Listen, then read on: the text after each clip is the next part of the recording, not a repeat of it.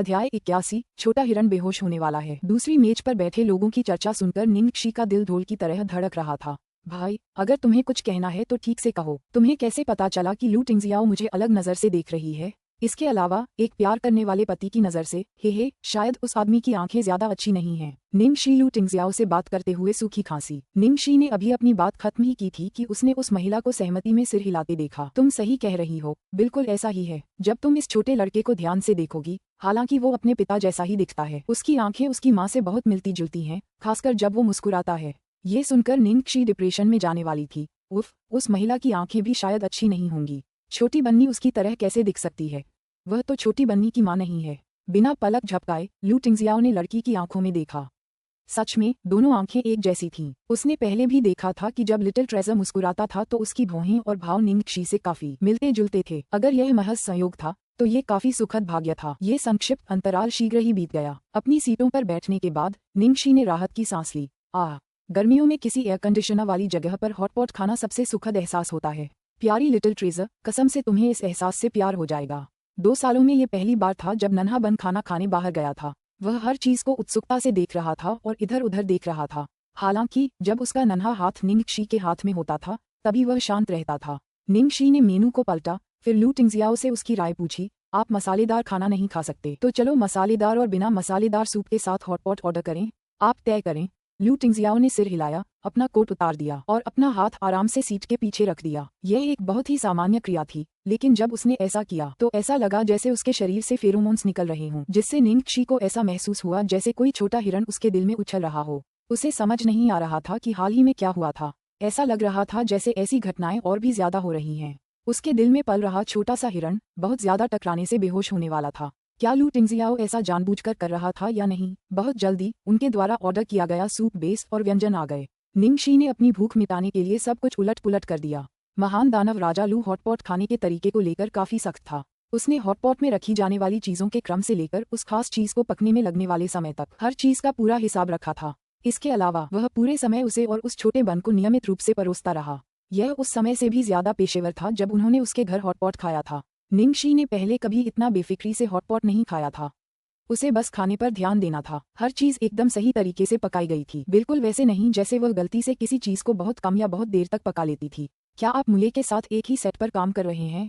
खाना खाते समय लू टिंगजियाओ ने अचानक एक सवाल पूछा। निंगक्षी एक पल के लिए शून्य भाव से देखती रही, फिर कुछ प्रतिक्रिया दी। जियांग मुये एक आकर्षक युवक था जो स्वर्ण युग के प्रमुख स्तंभों में से एक था और वह लू टिंगजियाओ का भतीजा भी था। यह कोई आश्चर्य की बात नहीं थी कि लू टिंगजियाओ को उसकी स्थिति के बारे में पता था, इसलिए उसने सिर हिलाया। हाँ, वह आज ही सेट पर आया था। दरअसल मुझे आज ही इसके बारे में पता चला। मैं उसे देखकर चौंक गई थी। लू टिंगजियाओ ने उसके कटोरे में एक मछली का गोला रखा। उसने लापरवाही से कहा, क्या तुम अच्छे दोस्त हो? निंगक्षी ने अपना सिर खुजलाया, लेकिन उसे लगा कि छिपाने की कोई बात नहीं है, इसलिए उसने ईमानदारी से जवाब दिया, हमारे बीच का ये रिश्ता समझाना थोड़ा मुश्किल है। हमने कुछ समय तक डेट किया था, लेकिन हमारा ब्रेकअप बहुत पहले हो चुका है। अभी तो हम दोस्त हैं। हालांकि मुझे लगता है कि हम बहुत जल्द दोस्त भी नहीं रहेंगे। उस आदमी ने वापस आते ही मुझसे तरह तरह की नफरत करनी शुरू कर दी। वो मुझे लगभग मार ही डालेगा। अगर वह तुम्हें परेशान करे तो मुझे बताओ, लू टिंगजियाओ ने कहा। निंगक्षी मुस्कुराई और बोली, हाँ, ऐसा नहीं होगा। फिल्म में मैं हमेशा हमारे दृश्यों में उसे धमकाती रहती हूँ। फिल्म के बाहर की बात करें तो अगर उसने मुझे धमकाने की हिम्मत की तो मैं जाकर उसकी मौसी बन जाऊंगी और अपनी वरिष्ठता का इस्तेमाल करके उसे दबा दूंगी। ऐसा कहने के बाद निंगक्षी और लू टिंगजियाओ दोनों अचंभित रह गए। निंगक्षी को इस बात से नफरत थी कि वह अपना सिर जमीन पर नहीं पटक सकती थी। वह अपना यह मुंह क्यों नहीं रोक सकती थी? अध्याय 82। क्या आप जाना चाहते हैं? निंगक्षी ने जल्दी से उसके कटोरे में खाना रखा जैसे कि उसकी जान उस पर निर्भर हो। हे, मैं तो बस मजाक कर रही थी, कृपया बुरा मत मानना। लू टिंगजियाओ ऐसे लग रहे थे जैसे उन्हें जरा भी गुस्सा नहीं आ रहा था, बल्कि उनका मूड काफी अच्छा था। उनके होंठ सिकुड़ गए और उन्होंने कहा, अच्छा विचार है। निंगक्षी हैरान रह गई। उसने वास्तव में सोचा था कि यह एक अच्छा विचार था। निंगक्षी, लू टिंगजियाओ ने अचानक उसे गंभीरता से देखा। उन गहरी आंखों से घूरने के बाद वह घबरा गई। क्या? अगर आप अपना मन बदलते हैं तो आप मुझे कभी भी ढूंढ सकते हैं, लू टिंगजियाओ ने कहा। ये सुनकर निंगक्षी का दिल धड़क उठा। वह समझ गई कि वह शादी के प्रस्ताव की बात कर रहा है। हालांकि लू टिंगजियाओ ने पिछली बार साफ तौर पर उसे मना करने के बाद से इस बारे में दोबारा जिक्र नहीं किया था, लेकिन वह महसूस कर सकती थी कि लू टिंगजियाओ का उसके प्रति रवैया शुरू से ही अलग था। इसके अलावा उनके बीच का माहौल और भी अस्पष्ट हो गया था। सबसे बुरी बात यह थी कि उसका दिल धीरे धीरे उसके नियंत्रण से बाहर होता जा रहा था। शायद यह वैसा ही था जैसा जियांग मुये ने कहा था कि वह उसके अच्छे रूप से मंत्रमुग्ध हो गई थी। 5 साल पहले हुई उस घटना के बाद से उसने सोच लिया था कि वह अब कभी किसी से प्यार नहीं करेगी। एक लंबा दौर ऐसा भी आया था जब उसकी मानसिकता में एक बड़ी समस्या आ गई थी। उसे पुरुषों से बेहद नफरत हो गई थी और वह उनके प्रति पक्षपाती हो जाती थी, खासकर जब वह कमीनों को देखती थी। वह खुद पर नियंत्रण खो देती थी और उसका दिल उन पर स्वर्गीय दंड की कामना से भर जाता था। हालांकि पिछले कुछ सालों में उसकी मानसिक स्थिति काफी हद तक संतुलित हो गई थी, फिर भी वह पुरुषों के करीब आने के विचार को नकारती थी। शादी के लिए किसी को ढूंढना उसके लिए एक पूरी तरह से कल्पना थी जो कभी पूरी नहीं हो पाती थी। हालांकि उसके सामने यह आदमी, जिसका चेहरा हमेशा भावहीन रहता था, मानो उसके चेहरे की नसें लकवाग्रस्त हो गई हों, यह आदमी जिसकी आभा भयावह थी, जो अक्सर उसे डर का एहसास कराता था, ने अनजाने में उसके दिल के मोटे खोल में एक दरार खोल दी थी। हॉटपॉट खाने के बाद लिटिल ट्रेजर इतना थक गया था कि घर पहुंचते पहुंचते उसे नींद आ गई। निंगक्षी ने उस नन्हे से कोमल बच्चे को अपनी बाहों में भर लिया और उसे छोड़ नहीं पा रही थी। अरे क्या भयानक स्थिति है।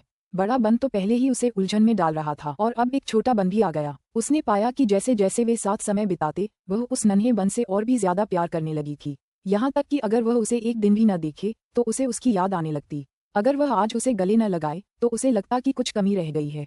यह कोई बहुत अच्छा संकेत नहीं था। जब वे घर पहुंचे तो निंगक्षी ने उस छोटे लड़के को सावधानीपूर्वक अपने कमरे में ले गई। लू टिंगजियाओ दरवाजे की चौखट पर एक तरफ झुक गया। उसकी निगाहें गर्म थीं। मैंने तुम्हें इन कुछ दिनों में परेशान किया है। निंगक्षी ने बाहर जाने से पहले लिटिल ट्रेजर को कंबल से ढक दिया।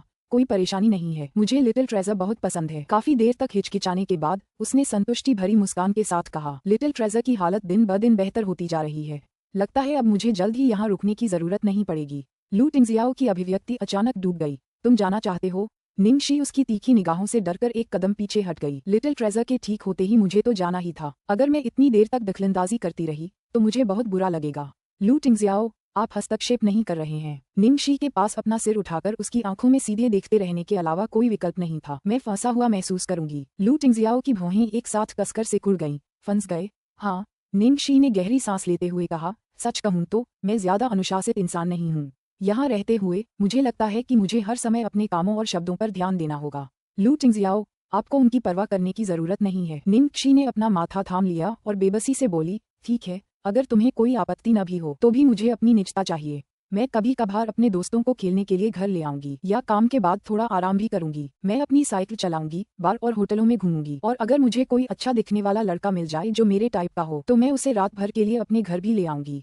बस। जैसे जैसे वह सुनता रहा, लू टिंगजियाओ की अभिव्यक्ति बदसूरत से बदसूरत होती गई। आखिरकार वह उसे बीच में ही रोकने से खुद को नहीं रोक सका। अध्याय 83। जागते हुए चूमा। देर रात निंगक्षी बिस्तर पर लेटी हुई थी और उसके दिमाग में लाखों विचार चल रहे थे। वो खूबसूरत लड़कों को घर नहीं लाती थी। वैसे भी सभी उसके साथ खिलवाड़ करने की कोशिश करते थे और जो कोशिश करते थे उन्हें गली में पीट दिया जाता था। विशेषकर जब वह विवाहित पुरुषों को अपनी अंगुलियों पर अंगूठी के निशान के साथ देखती तो वह उन्हें तब तक पीटती जब तक वे अपनी माँ के लिए रोने नहीं लगते। जहाँ तक उसकी सेक्स लाइफ का सवाल है, साफ साफ कहें तो यह एक त्रासदी थी।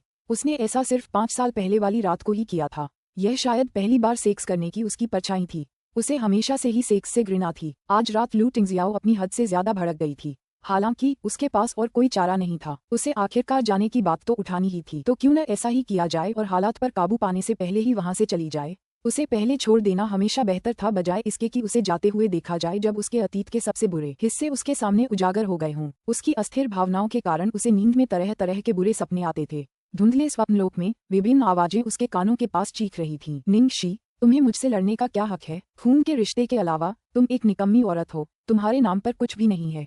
तुम्हारी हिम्मत अब भी उस कमीने के बारे में पूछने की है?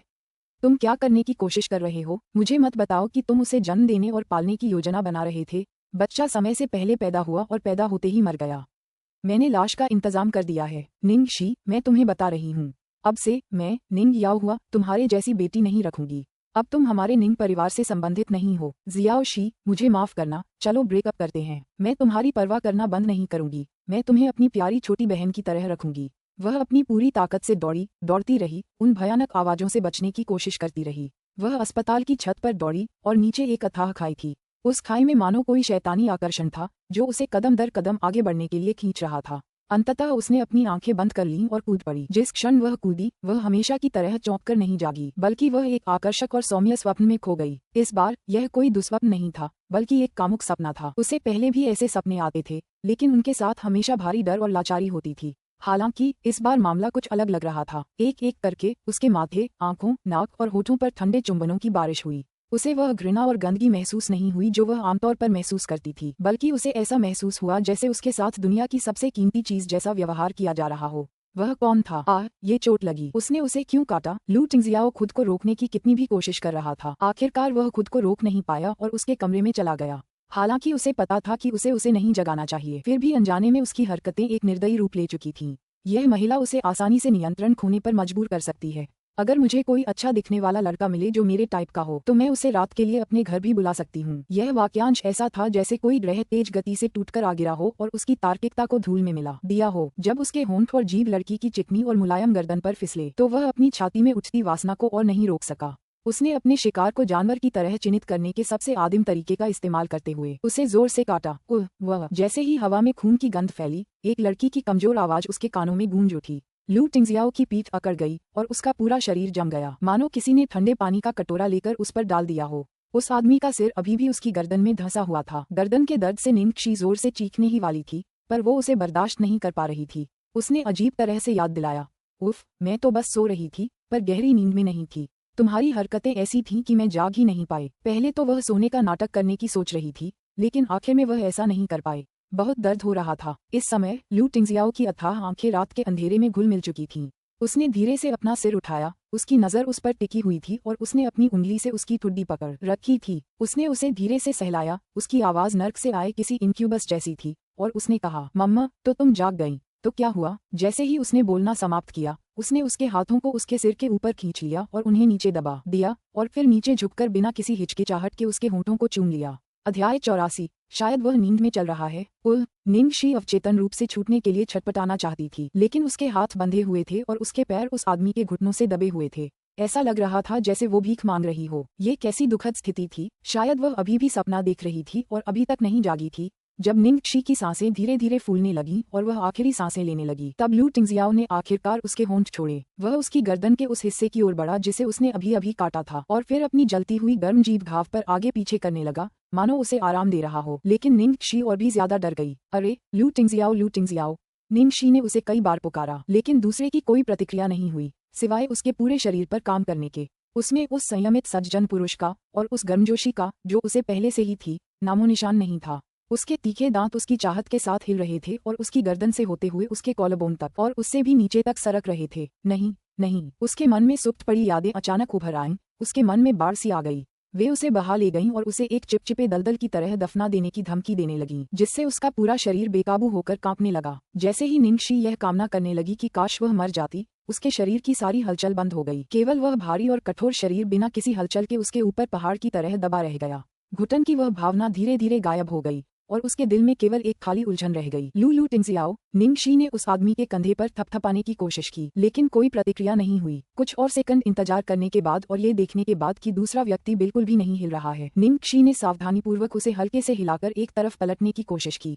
खिड़की से आती चांदनी को उधार लेकर उसने देखा कि वह आदमी शांति से अपनी आंखें बंद किए लेटा हुआ था, मानो कोई राजा सो रहा हो, मानो अभी अभी वह भयानक जानवर जैसा आदमी वह न हो। आखिर दुनिया में क्या हो रहा था? मुझे मत बताओ कि वह नींद में चल रहा था।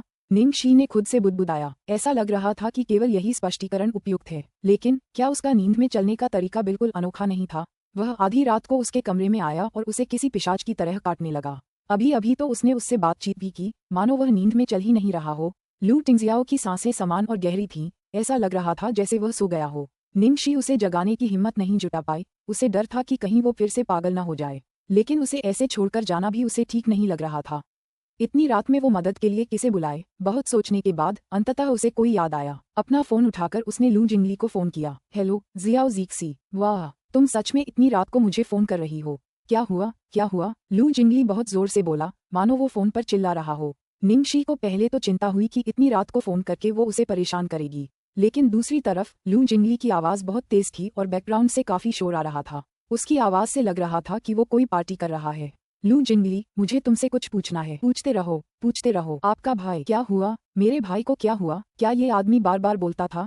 इसे हर बात 2 बार क्यों बोलनी पड़ती थी? निंगक्षी एक पल के लिए अवाक रह गई, फिर उसने चिंतित होकर पूछा, क्या तुम्हारा भाई नींद में चलता है? फोन पर बात करते समय निंगक्षी ने यह नहीं देखा कि उसके बगल में लेटा हुआ आदमी उसके सवाल पूछने के बाद अचानक अकड़ गया। उसे बस यूं ही इस अजीबोगरीब स्थिति से निकलने का ये आइडिया सूझा था।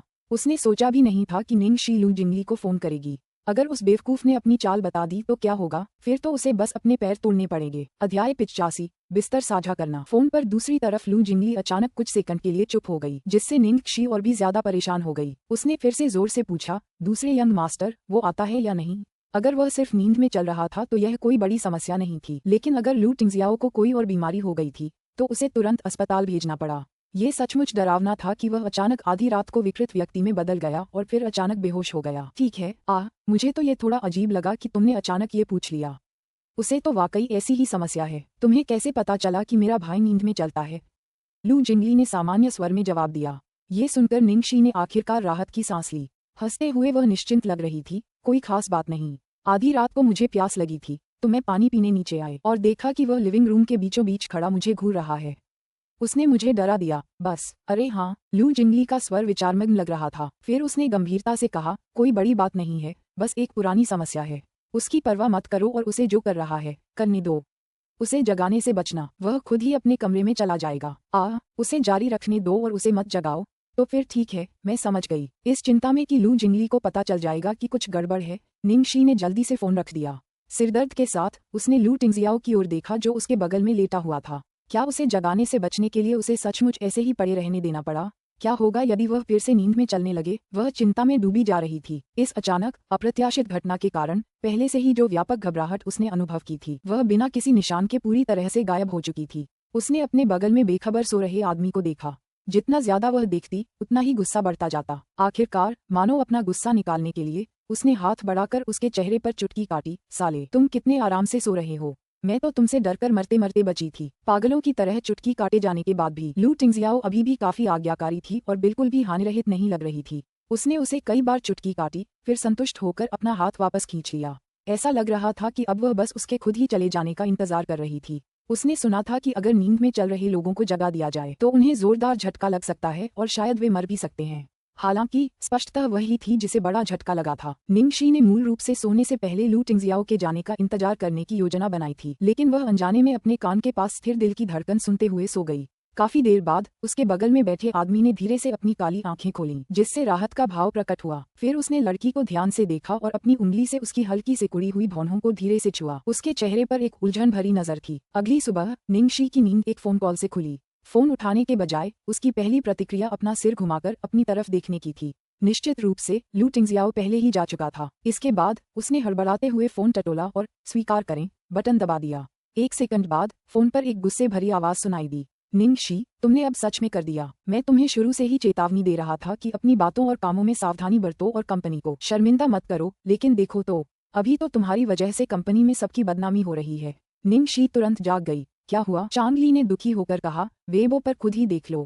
निंगक्षी बिस्तर से उठी और जल्दी से कंप्यूटर चालू करके अपने वीबो में लॉग इन करने लगी। तभी उसे एहसास हुआ कि उसका वेबो फट गया है। ज्यादातर अभिनेताओं के वीबो अकाउंट का प्रबंधन आमतौर पर उनके प्रबंधन द्वारा किया जाता था। बेशक निंगक्षी को ऐसा सम्मान नहीं मिला। उसने न तो कोई फॉलोअर्स खरीदे थे और न ही कोई अभियान चलाया था। वीबो पर उसके सिर्फ 30,000 से कुछ ज्यादा प्रशंसक थे। वह किसी इंटरनेट सेलिब्रिटी के बराबर भी नहीं थी। आमतौर पर उसे अपनी रोजमर्रा की जिंदगी की कुछ छोटी मोटी बातें शेयर करने में मजा आता था, लेकिन कमेंट्स और लाइक्स की संख्या कभी 100 से ज्यादा नहीं हुई। हालांकि अभी रातों रात अचानक 10,000 से अधिक उल्लेख और टिप्पणियां सामने आईं। इन संदेशों को जितनी जल्दी हो सके सरसरी तौर पर पढ़ने के बाद उसे अंततः एहसास हुआ कि क्या हुआ था। अध्याय 86 तूफान को और भी तेज होने दो। निंगक्षी की प्रतिष्ठा को मिट्टी में मिला दिया गया था और वह भी बहुत बुरी तरह से। कल आधी रात को वीबो पर एक लोकप्रिय टैब्लॉइड ब्लॉगर ने एक लंबी पोस्ट प्रकाशित की। शीर्षक था, एक अभूतपूर्व बेशर्म इंसान, निंगक्षी कैसे एक षड्यंत्रकारी कुतिया शीर्ष पर पहुंची। इसकी कहानी संक्षेप में, उसने अपना रोल पाने के लिए निर्देशक के साथ संबंध बनाए थे और अमीर बूढ़ों को बहकाकर उन्हें उपहार देने के लिए उकसाया था। उसने फिल्मांकन के दौरान जानबूझकर जियांग मुये का भी फायदा उठाया था।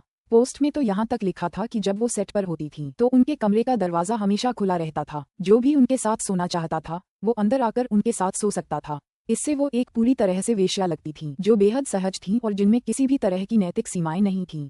इससे जियांग मुये के प्रशंसक भड़क उठे। उन्होंने एकजुट होकर विरोध जताया कि उनके आदर्श को ऐसी महिला के साथ जोड़ा गया है और गुस्से में प्रोडक्शन टीम से दूसरी महिला लीड को बदलने की मांग की। निंगक्षी की हालिया पोस्ट पर आए कमेंट्स देखने में बिल्कुल असहनीय थे। वो गुस्से से भरी गालियों से भरे थे। हर कोई चिल्ला रहा था, निंगक्षी, मनोरंजन जगत से निकल जाओ। क्या अब तुम्हें साफ साफ समझ आ गया? कंपनी की छवि सुधारने के लिए अभी माफीनामा पोस्ट करो। चांग ली ने गुस्से में आदेश दिया। निंग शी ने व्यंग्य किया, माफी का बयान। आमतौर पर जब किसी कंपनी के साथ अनुबंधित अभिनेताओं को ऐसी स्थिति का सामना करना पड़ता है तो कंपनी अभिनेताओं की बेगुनाही पर जोर देने और नुकसान की भरपाई के लिए एक विशेष जनसंपर्क टीम का गठन करती है। दूसरी ओर चांग ली, मानो चांग ली सचमुच चाहता था कि वह कंपनी की छवि सुधारे। चांग ली तो बस उसे पूरी तरह से बदनाम करने की कोशिश कर रहा था। माफी मांगने से ऐसा लगेगा जैसे वह उस ब्लॉग में लिखी हर बात मान रही हो। ठीक है, मुझे आज रात 8 बजे से पहले इसे देख लेना चाहिए। अगर यह वीडियो होता तो ज्यादा अच्छा होता, क्योंकि उसमें सच्चाई ज्यादा दिखती है। वरना बस तब तक इंतजार करो जब तक तुम्हें कास्ट से बाहर नहीं निकाल दिया जाता। जब समय आएगा तो कंपनी भी तुम्हें बचा नहीं पाएगी। चांग ली ने ये धमकी देते हुए बेरहमी से एक तमाचा जड़कर फोन काट दिया। इस कॉल के बाद निंग शी पूरी तरह जाग गई। उसने बहुत पहले ही ऐसी स्थिति का अनुमान लगा लिया था, लेकिन उसने यह नहीं सोचा था कि दूसरा पक्ष इतनी जल्दी कार्रवाई करेगा। ऐसा लग रहा था जैसे जिया किंग एक पल भी इंतजार नहीं कर सकती थी। निंग जुएलुओ ने आग में घी डालने का काम किया और उसे एक ही रात में एक भयंकर तूफान में झोंक दिया गया। बहुत बढ़िया, लाओ। वह वास्तव में चिंतित थी कि वे कोई कदम नहीं उठाएंगे। निंग शी तुरंत बिस्तर से उठी और नहा धोकर अपना मेकअप किया। फिर उसने अपना कॉस्मेटिक सामान निकाला और मेकअप करने लगी। आधे घंटे बाद उसने आईने में अपना चेहरा देखा। मेकअप करने के बाद वह थकी हुई और पीली पड़ गई थी, फिर भी थोड़ी दयनीय लग रही थी। उसने संतुष्टि में सिर हिलाया। जैसे ही उसने मेज साफ की, दरवाजे पर दस्तक हुई। निंग शी दरवाजा खोलने के लिए उठी, फिर वह शून्य भाव से देखती रही। ये कल वाला विकृत लू टिंगजियाओ था। कल रात की घटना के बाद उसे देखकर थोड़ा अजीब लग रहा था। निंग शी के बोलने का इंतजार किए बिना लू टिंगजियाओ ने उसका बेमिसाल पीला और थका हुआ चेहरा देखा और उसके चेहरे पर एकदम बर्फ जैसी ठंडक छा गई। बिना कुछ कहे उसने अपना फोन उठाया और किसी कॉन्टैक्ट ढूंढने लगा। अपनी आंखों के कोने से निंग शी ने देखा कि उसकी उंगली लियांग फेगसिंग के नाम पर रुक गई। लियांग फेगसिंग गोल्डन एज एंटरटेनमेंट में जनसंपर्क निदेशक थे। उनके पास जादुई हाथ थे जिन्होंने कई अभिनेताओं के घोटाले बड़ी खूबसूरती से सुलझाए और उनकी प्रतिष्ठा बहाल की। उन्हें किसी भी जनसंपर्क प्रबंधक के लिए एक आदर्श उदाहरण माना जा सकता है। जब निंग शी ने ये देखा तो उसने तुरंत प्रतिक्रिया दी। एक बागिन की तरह वह आगे बढ़ी और लू टिंगजियाओ का फोन छीन लिया। लू टिंगजियाओ, तुम क्या कर रहे हो? मामले को सुलझाना। लू टिंगजियाओ का रंग बेहद बदसूरत था, जिससे ये स्पष्ट था कि उसने भी इस मामले के बारे में इंटरनेट पर पता लगाया था। निंग शी ने असहाय होकर अपने प्रतिद्वंद्वी बिग बॉस की ओर देखा, जो बिना एक शब्द कहे उसे धोखा देकर बाहर निकलने में मदद करना चाहता था। पिछली बार जब लू टिंगजियाओ ने बिना कुछ कहे सू यिमो के निजी स्टाइलिस्ट को मदद करने का आदेश दिया था, तब तक वह काफी सदमे में आ चुकी थी।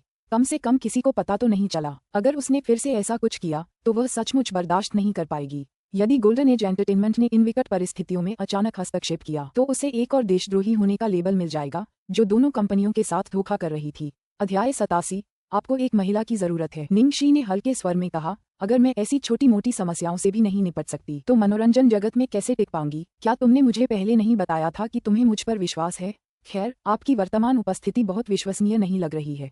लू टिंगजियाओ की अभिव्यक्ति गंभीर थी। निंग शी उसकी बातों से उलझन में पड़ गई। तभी उसे अपने चेहरे पर लगे मेकअप की याद आई। उसने समझाया, मैंने अपनी त्वचा को इतना पीला कर लिया है और अपनी आंखों पर ये काले धब्बे बना लिए हैं। मैं सच में ताकतवर होने का दिखावा नहीं कर रही। अगर आपको मेरी बात पर यकीन नहीं है तो मैं अपना मेकअप उतार सकती हूँ। इससे पहले कि वह बोलना समाप्त करती, लू टिंगजियाओ ने अचानक हाथ बढ़ाया और उसकी उंगलियां धीरे से उसके गालों और आंखों पर छू गईं। हालांकि यह सिर्फ एक हल्का सा स्पर्श था। निंग शी को ऐसा लग रहा था जैसे उसे बिजली का झटका लगा हो। वह खुद को थोड़ा कांपने से नहीं रोक सकी। निंग शी की प्रतिक्रिया से लू टिंगजियाओ का चेहरा थोड़ा काला पड़ गया। उसने जल्दी से अपना हाथ वापस खींच लिया और बोला, तुम्हें खुद को धकेलने की इजाजत नहीं है।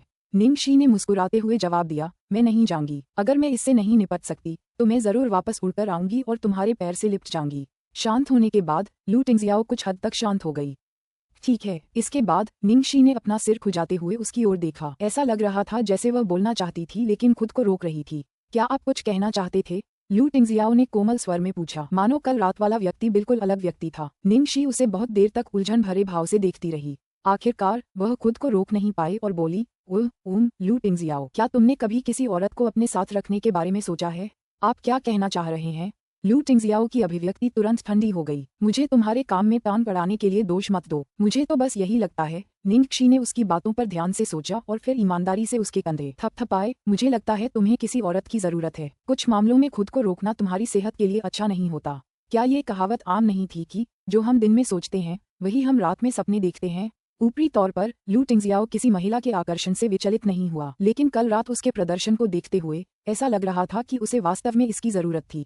इस बिंदु पर लू टिंगजियाओ की अभिव्यक्ति पूरी तरह से उदास थी। अरे औरत, तुम्हें क्या लगता है इसमें गलती किसकी है? तुम्हें क्या लगता है कौन मुझे इतनी बुरी तरह से खुद को रोकने पर मजबूर कर रहा है, जबकि दावत इतनी ललचाई हुई है। लू टिंगजियाओ की हालत बिगड़ती देख निंगशी ने अजीब तरह से खांसी और जल्दी से वहां से खिसक गई। चूंकि समय कम होता जा रहा है, मैं लिटिल ट्रेजर को अलविदा कहकर सेट पर जाती हूँ। अलविदा टिल्डा। राजधानी के बाहरी इलाके में स्थित फिल्म सिटी में जैसे ही निंगशी प्रकट हुई, प्रवेश द्वार पर इंतजार कर रहे जियांग मुये के प्रशंसकों की भीड़ तुरंत गुस्से से उसकी ओर दौड़ पड़ी। निंगशी आ गई है, वो कमीनी वेश्या आ गई है, उसने सचमुच आने की हिम्मत की है। दुष्ट कुतिया, तुम्हें हमारे मुये के पास आने की इजाजत नहीं है, जल्दी करो और इस प्रोडक्शन से दूर हो जाओ। निंगशी, इस प्रोडक्शन से दफा हो जाओ। निंगशी, मनोरंजन उद्योग से दफा हो जाओ, यहाँ से दफा हो जाओ। वहाँ अफरा तफरी मची हुई थी। निंगशी के अंदर जाते ही सिर्फ कुछ सुरक्षा गार्ड उसकी सुरक्षा में थे, बाकी प्रोडक्शन क्रू वहीं खड़ा होकर तमाशा देख रहा था। बीच बीच में वे उसकी तरफ इशारा करके हंसते हुए खिलखिलाकर हंसते। वो घूरती निगाहें खंजर की तरह थीं, जो उसे एक एक करके काट रही थीं। वो द्वेष भरी निगाहें किसी खूंखार और क्रूर सांप की तरह थीं, जो उसे टुकड़े टुकड़े कर देना चाहती थीं। निंगशी को याद आया कि एक जमाने में एक बहुत ही मशहूर महिला सेलिब्रिटी थी, जिसे आखिरकार गपशप की वजह से आत्महत्या करने पर मजबूर होना पड़ा था। मरने के बाद उसके सुसाइड नोट में सिर्फ 5 शब्द थे। गपशप एक भयानक चीज है। भीड़ लगातार सड़े अंडे और खराब सब्जियां फेंक रही थी। किसी अनजान व्यक्ति ने पत्थर भी फेंका, हालांकि पत्थर तिरछा फेंका गया था। जब निंगशी ने देखा कि पत्थर मेकअप आर्टिस्ट एमी से टकराने वाला है, जो वहां मौजूद दर्शक थी, तो उसके चेहरे पर मुस्कान आ गई और वह तेजी से आगे की ओर कूद पड़ी। जैसे ही पत्थर एमी से आधा मीटर दूर पहुंचा, उसने अपने हाथ से उसे रोक लिया। अगले ही पल उसके हाथ का वह हिस्सा जिस पर चोट लगी थी, खून से भीग गया। अध्याय 88। एक अत्याचारी फूल। जब उत्तेजित भीड़ ने ये दृश्य देखा तो सब अवाक रह गए, यहाँ तक कि एमी भी बुरी तरह डर गई। पीले चेहरे के साथ निंगशी ने उन प्रशंसकों पर एक बर्फीली नजर डाली। तुम लोग चाहो तो हंगामा कर सकते हो, मेरे पास आओ। निर्दोष राहगीरों को चोट मत पहुंचाओ। अच्छा बनने का दिखावा करना बंद करो, ठीक है? अच्छा इंसान बनने का दिखावा मत करो, तुम तो बस एक बेशर्म औरत हो। निंगशी का चेहरा और भी तीखा हो गया। मैं अच्छी इंसान हूँ या नहीं, इसका फैसला क्या करता है बिना किसी सबूत के इंटरनेट पर पोस्ट या बेबुनियाद आरोपों पर आधारित अफवाह? हालांकि तुम सब अभी भी जवान हो, फिर भी मुझे उम्मीद है कि तुम सब कोई भी कदम उठाने से पहले अपने दिमाग का इस्तेमाल करोगे। आदर्शों को अपने प्रशंसकों के आचरण की कीमत चुकानी पड़ती है। तुम्हारे शब्द और कर्म तुम्हारे आदर्श का प्रतिनिधित्व करेंगे। दूसरों के हाथों अनजाने में खुद का इस्तेमाल मत होने दो और बिना किसी वाजिब वजह के अपने आदर्श की प्रतिष्ठा को धूमिल मत होने दो। निंगशी जानती थी कि इस समय उसकी कही कोई भी बात उन तक नहीं पहुंचेगी, सिवाय उनकी कीमती मूर्ति का जिक्र करने के। हमें उपदेश देने की आपकी बारी कब आए? दरअसल मुझे लगता है कि उसकी बात में दम है। जिसने अभी पत्थर फेंका है, वो बाहर निकल। क्या हम इस बात पर सहमत नहीं थे कि हम हिंसा का सहारा नहीं लेंगे और अंडे का इस्तेमाल ही सीमा होगी? सही कहा। कौन था वो? हम इंसाफ मांगने आए थे, मुये की इज्जत खराब करने नहीं। हंगामा कर रहे प्रशंसक अस्थायी रूप से शांत हो गए और निंगशी अंततः प्रोडक्शन सेट में घुसने में सफल हो गई। जब गुओ किशेग ने देखा कि वह आ गई है, तो उसने तुरंत उसे लाउंज में बुलाया। निंगशी, तुम आ गई, जल्दी से बैठ जाओ। डायरेक्टर, प्रोडक्शन टीम के लिए इतनी परेशानी खड़ी करने के लिए मुझे खेद है। निंगशी के चेहरे पर अपराध बोध भरा भाव था और वह झुककर प्रणाम करती हुई बोली। जब उसने देखा कि लड़की कितनी थकी हुई लग रही है, तो गुओ किशेग ने उसे जल्दी से दिलासा दिया। तुम मुसीबत खड़ी करने वाली नहीं हो। मुझे कैसे पता नहीं चला कि दूसरे लोग तुम्हें बर्बाद करने की कोशिश कर रहे हैं? सिर्फ इस बात से कि तुम में अभिनय का कोई हुनर नहीं है, ये सब बकवास है। जहाँ तक ये कहने की बात है कि तुम प्रोडक्शन टीम के सदस्यों के साथ सोई थी, तो मैं कैसे सच्चाई नहीं जान सकता, क्योंकि मैं भी इस अफवाह में फंसा हूँ। मैंने पहले भी ऐसे कई मामले देखे हैं, मुझे साफ पता है कि कौन सही है और कौन गलत। धन्यवाद निदेशक। इस तथ्य से कि गुओ किशेग इस तरह की स्थिति में उसके पक्ष में खड़ा था, उसने वास्तव में उसे आभारी बना दिया। लेकिन इस मामले ने तुम्हें सचमुच बहुत ज्यादा प्रभावित किया है। जरा अपनी क्षीण त्वचा तो देखो, क्यों न तुम कुछ दिन आराम करके आराम कर लो? गुओ किशेग ने प्रस्ताव रखा। निंगशी ने तुरंत जवाब दिया, जरूरत नहीं डायरेक्टर, मैं शूटिंग जारी रखना चाहती हूँ। मेरी हालत ने प्रोडक्शन टीम को पहले ही काफी परेशान कर दिया है। अगर इससे प्रोडक्शन का फिल्मांकन शेड्यूल और भी टल गया तो मैं सचमुच खुद को संभाल नहीं पाऊंगी। गुओ किशेग ने उसका दृढ़ संकल्प देखा और कृतज्ञता भरी अभिव्यक्ति दी। ठीक है, अगर तुम अपनी सीमा तक पहुंच जाओगी तो मुझे जरूर बताना। जब वह निर्देशक के साथ बैठक से बाहर आए तो एक शक्तिशाली बल ने अचानक निंगशी को एकांत कोने में खींच लिया। उस व्यक्ति का चेहरा चिंता से भरा था और उसके सुनहरे बालों वाला सिर भी बेजान लग रहा था। निंगशी, तुम्हारा हाथ ठीक है? छोटी सी चोट है, इसका इलाज हो चुका है, निंगशी हल्के से बोली। जियांग मुये का चेहरा गुस्से से भरा हुआ था। मैं अपने प्रशंसकों को समझाने के लिए एक बयान जारी करने वाला था, लेकिन मिंगे ने मेरा वीबो पासवर्ड बदल दिया और मुझे लॉग इन नहीं करने दिया। उसने कहा कि अगर मैंने अभी कुछ भी किया तो मैं तुम्हारे लिए हालात और बिगाड़ दूंगा। निंगशी ने अपनी छाती थपथपाई और प्रसन्नता व्यक्त करते हुए कहा, भाग्यशाली मिंगे में कुछ लोगों से अलग बुद्धि है। जियांग मुये ने तुरंत दुख व्यक्त करते हुए कहा, तुम कृतघ्न महिला हो, मैं तो बस तुम्हारी मदद करने की कोशिश कर रहा था। निंगशी ने बेबसी से कहा, अगर तुम सच में मेरी मदद करना चाहते हो तो मैं तुम्हें पहले ही बता दूं, अभी मैं एक मासूम फूल बनने का नाटक करूंगी। बस मेरे साथ चलो और कोई लापरवाही मत करना, वरना मुझे तुम्हारे साथ सारे रिश्ते तोड़ने का इल्जाम मत देना। जियांग मुये ने अपना कान खुजलाया और संदेह से देखा। तुमने क्या कहा था कि तुम क्या दिखावा करने जा रहे हो? एक मासूम फूल, कोई दिक्कत है क्या? क्या तुम्हें यकीन है कि तुम्हारे जैसा अत्याचारी फूल इतनी कठिन चुनौती पूरी कर सकता है? भाड़ में जाओ। अध्याय 89। मजा अभी शुरू हो रहा है। संयोगवश निंगशी के अधिकांश दृश्य ऐसे थे जिनमें वह जिया किंग की विरोधी की भूमिका में थी। जैसे ही वह एक पेड़ की छाया में बैठकर स्क्रिप्ट पढ़ रही थी, अचानक एक व्यंग्यात्मक आवाज उसके कानों में पड़ी। यो, क्या ये हमारी बड़ी स्टार नहीं है? निंग कसी, तुम तो सच में मशहूर हो गई हो। अब सब तुम्हारा नाम जानते हैं।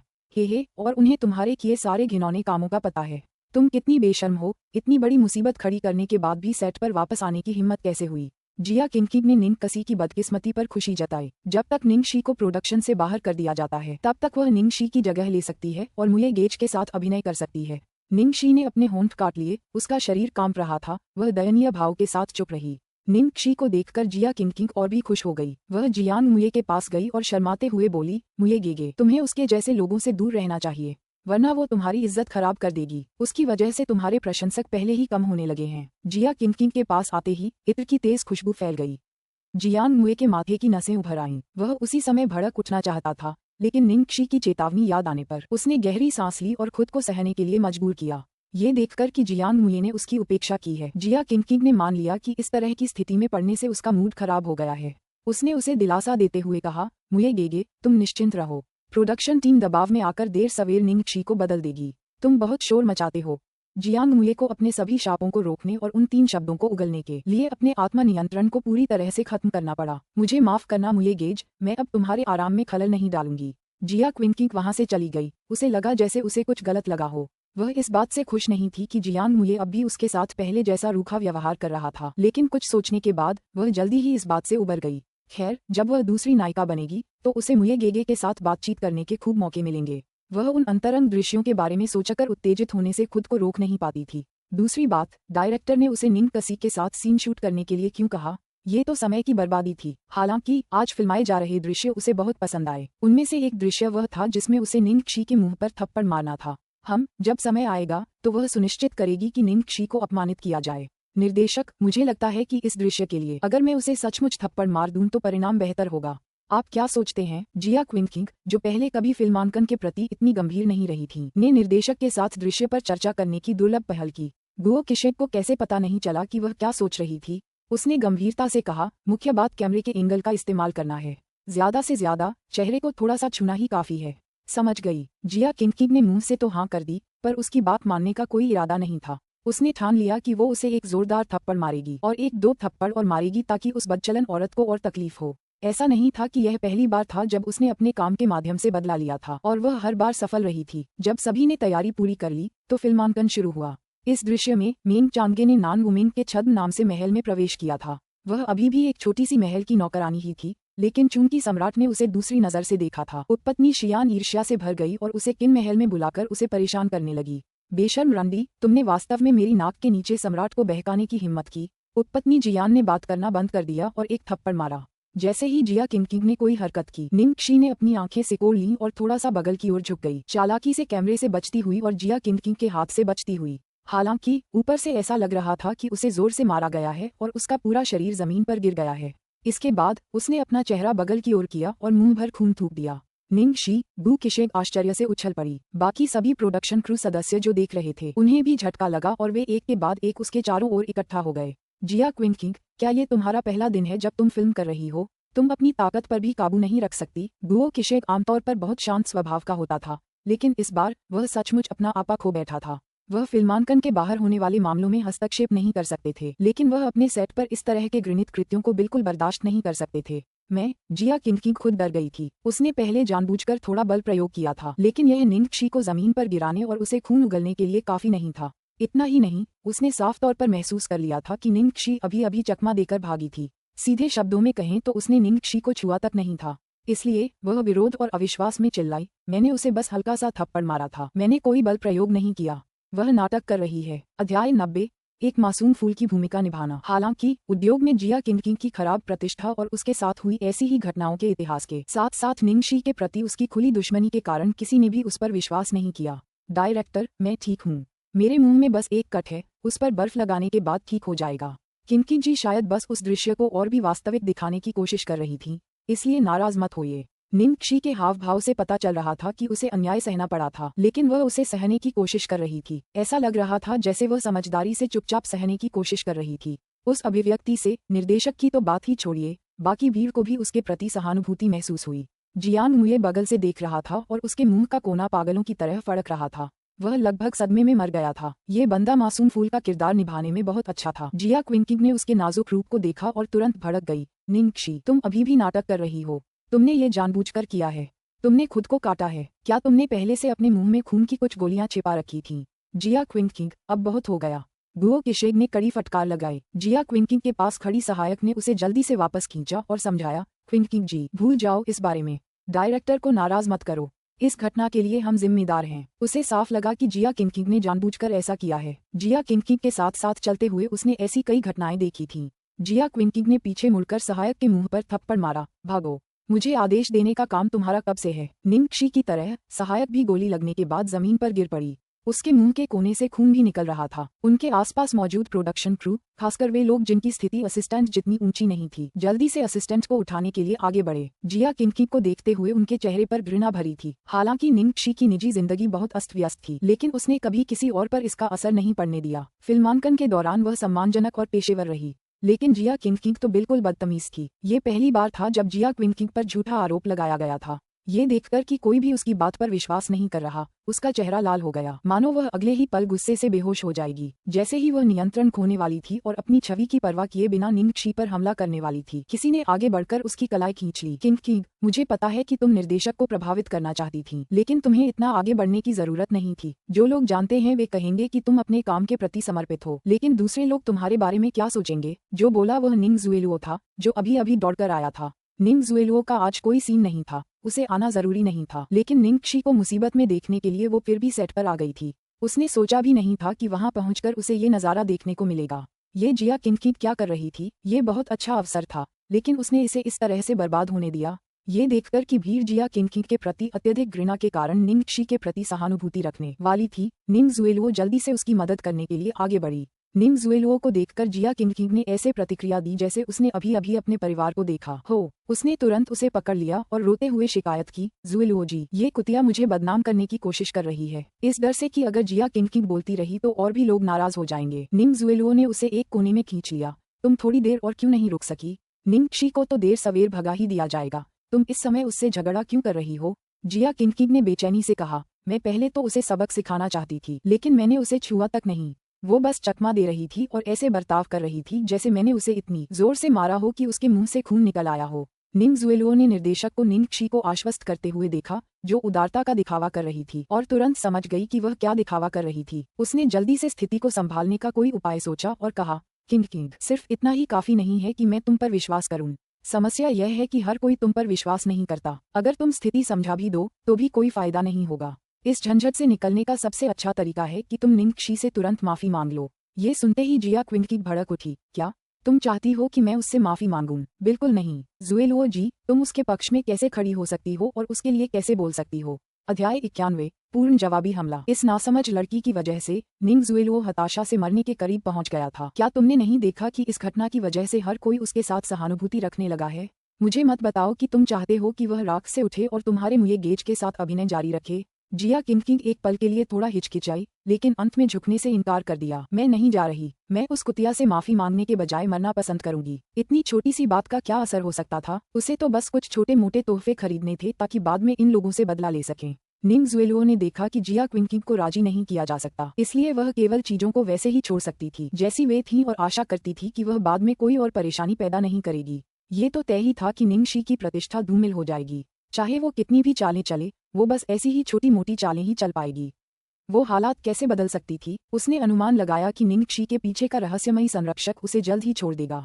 भला कौन ऐसा प्रेमी चाहेगा जिसकी छवि इतनी खराब हो कि उसने उसे धोखा दिया हो? यहाँ तक सोचकर निंग जुएलुओ कुछ हद तक शांत हो गया। अंत में उनके बीच किसी भी तरह के और विवाद को रोकने के लिए गुओ किशेग ने उस दृश्य को दोबारा फिल्माने का फैसला नहीं किया और केवल उस क्लिप का इस्तेमाल किया जिसमें निंगक्षी ने खून थूका था। आज फिल्माए जाने वाले दूसरे दृश्य में मेंग चांगे को अभी कॉन्सर्ट की उपाधि दी गई थी, जबकि कॉन्सर्ट शियान का पक्ष लिया गया था और उसे कोल्ड पैलेस में डाल दिया गया था। मेंग चांगे कॉन्सर्ट शियान से मिलने कोल्ड पैलेस में दाखिल हुए और कॉन्सर्ट शियान को अपनी असली पहचान बताए। खुशकिस्मती से ये दृश्य सुरक्षित था। इसमें सिर्फ भाव और संवाद थे, ज्यादा एक्शन नहीं था। 3, 2, 1 एक्शन। फिल्मांकन शुरू हुआ। कोल्ड पैलेस में कंसोर्ट डे एक चौड़ी कुर्सी पर बैठी थी और अपनी आंखों के कोनों से अपने पैरों पर गिरे हुए दुखी व्यक्ति को घृणा से देख रही थी। कंसोर्ट जियान, क्या तुम जानती हो कि मैं तुमसे इतनी नफरत क्यों करती हूँ? मुझे तुम्हें निश्चित मृत्यु की ओर क्यों धकेलना पड़ा? कुतिया, तुम साफ तौर पर मुझसे जल रही हो। जल रही हो कि सम्राट मुझे पसंद करता है। जल रही हो कि मुझ पर कृपा की जाती है। कंसोर्ट डे ऐसे हंसी जैसे उसने दुनिया का सबसे अच्छा मजाक सुन लिया हो। तुम कहते हो कि मैं ईर्ष्या करती हूँ उस घटिया बूढ़े आदमी के एहसान से। पत्नी दे, तुम पागल हो गई हो क्या? मैं सम्राट को बता दूंगी कि तुमने अपमान किया है। कॉन्सर्ट डे ने अचानक उसकी तरफ एक भयावह ठंडी नजर से देखा, जिससे कॉन्सर्ट शियान चुप हो गई। इसके बाद उसने एक शब्द कहा, कंसोर्ट शियान, क्या तुम जानती हो कि मैं कौन हूँ? मुझे आश्चर्य है कि क्या तुम्हें मेंग चांगे नाम याद है? तुम जिया क्विंकिंग अपने शब्दों को जारी नहीं रख सकी, चाहे कुछ भी हो। गुओ किशेग चिल्लाया, काटो, इसे फिर से करो। दूसरा प्रयास शुरू हुआ। पत्नी शियान, क्या तुम जानती हो मैं कौन हूँ? मुझे आश्चर्य है कि क्या तुम्हें मेंग चांगे नाम याद है? इस बार निंगक्षी की निगाहें पिछली बार से भी ज्यादा गंभीर थीं। उसने जिया क्विंकिंग के गले को फंदे की तरह कस लिया था।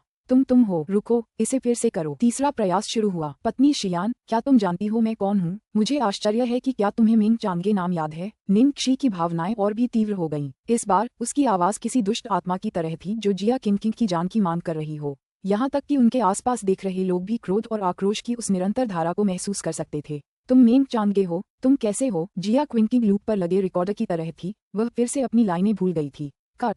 इस बार गुओ किशेग का धैर्य जवाब दे गया और उसने पटकथा फेंक दी। वह गुस्से से चिल्लाया, जिया क्विंकिंग, क्या हो रहा है? तुम्हें इतनी सी लाइन भी याद नहीं है? क्या तुम पटकथा भी ठीक से पढ़ती हो? गुओ किशेग को गुस्सा आने के लिए दोषी नहीं ठहराया जा सकता था।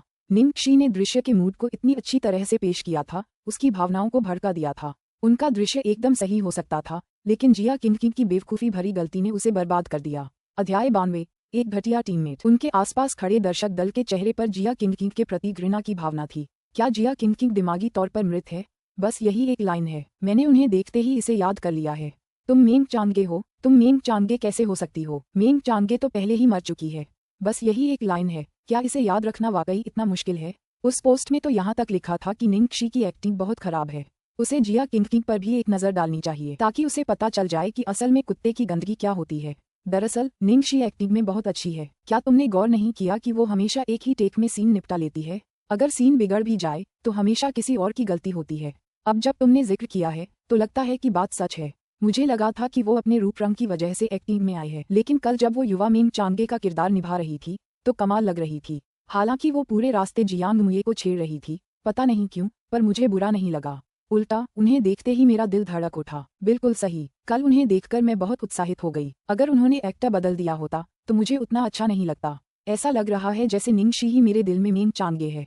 निंग जुएलुओ को उम्मीद नहीं थी कि इससे भी बदतर स्थिति सामने आएगी। उसने तुरंत मन ही मन जिया क्विंकिंग को सैकड़ों बार डांटा, लेकिन फिर भी वह स्नेह भरी नजरों से उसके पास चली गई। क्विंकिंग, तुम्हें क्या हुआ? आज ठीक तो हो? जिया क्विंकिंग अब गुस्से से आग बबूला होने ही वाली थी।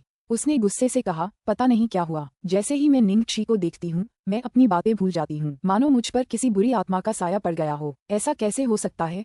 निंग जुएलुओ को जिया क्विंकिंग की बातों पर यकीन नहीं हुआ। उसे लगा कि ये जिया क्विंकिंग की कमजोर एक्टिंग और आलस्य की वजह से है।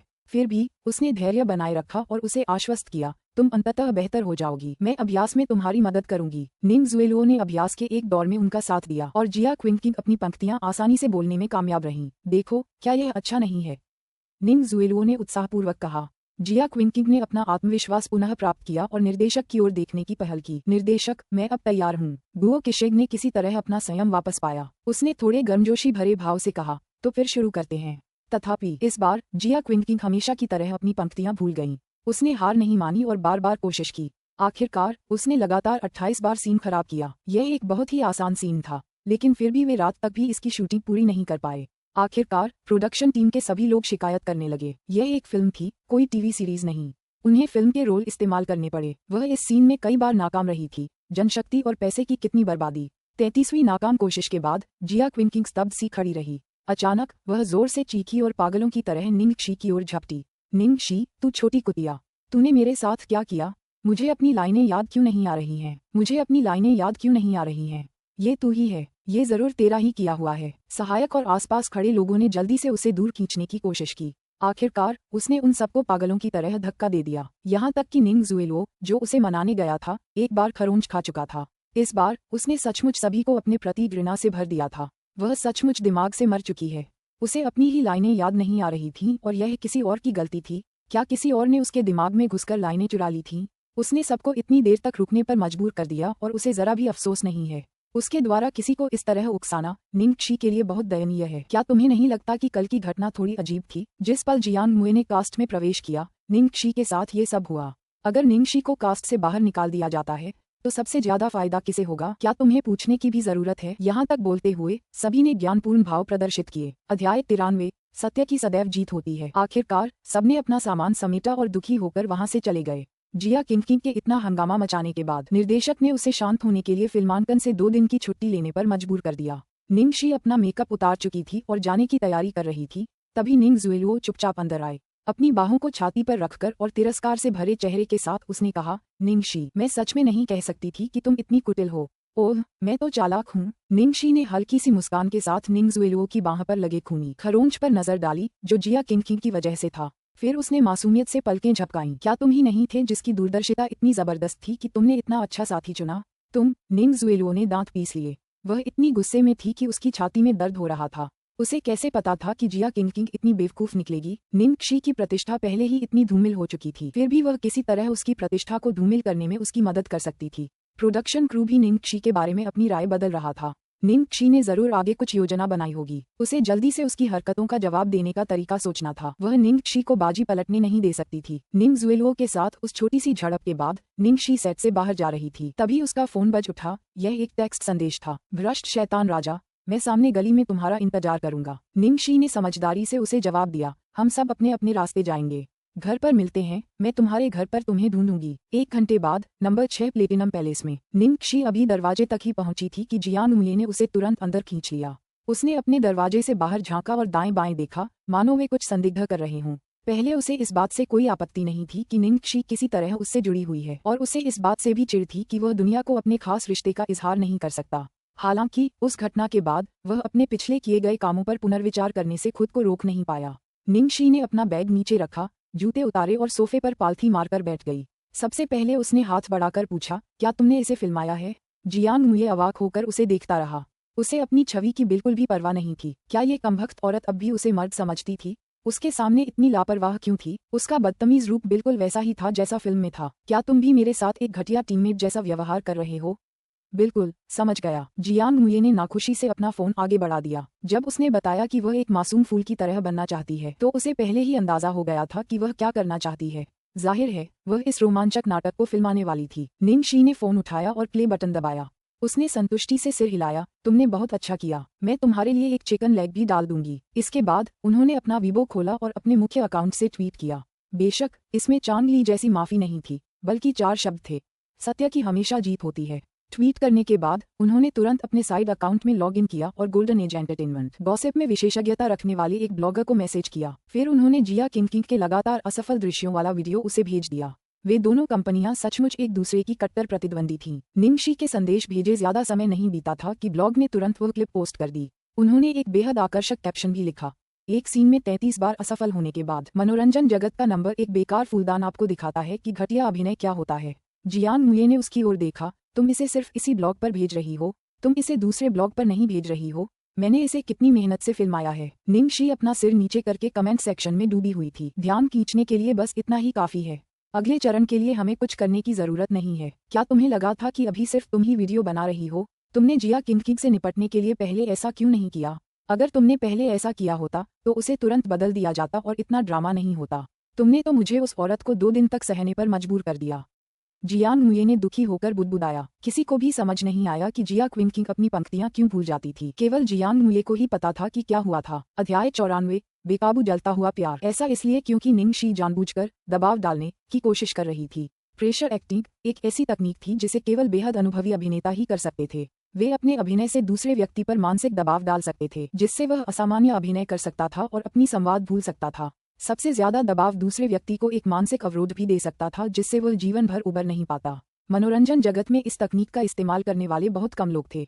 सबसे बड़ी बात यह थी कि इस तकनीक को पहचानना बहुत मुश्किल था, क्योंकि यह बताना मुश्किल था कि सामने वाला बस अच्छा अभिनय कर रहा है या जानबूझकर दबाव डालने का इस्तेमाल कर रहा है। ये तकनीक बिना कोई निशान छोड़े दूसरों को नुकसान पहुंचा सकती थी। निंगशी ने उसकी ओर आंखें घुमाते हुए कहा, मैं अपनी चालें इतनी आसानी से नहीं दिखा सकती।